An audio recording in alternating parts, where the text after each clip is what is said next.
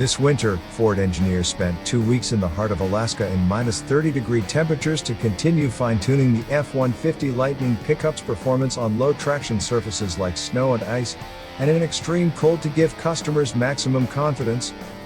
Formerly called low mu testing, this type of powertrain evaluation looks at how the all-electric powertrain adjusts power delivery to the wheels on low-traction surfaces, usually snow and ice in extremely cold temperatures.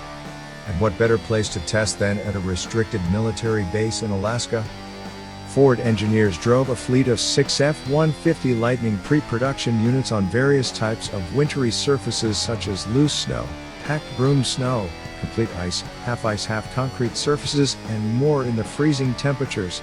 The F-150 Lightning pickup can sense wheel slip and adjust power to the wheels within milliseconds, benefiting from the quick responses of the all-electric powertrain. Engineers are able to adjust the calibration in real time while testing, helping to maximize efficiency during the 12-hour test days.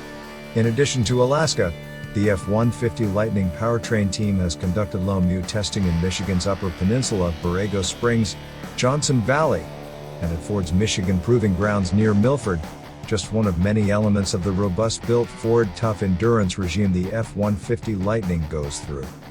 Customer deliveries of the 2022 F-150 Lightning truck begin this spring.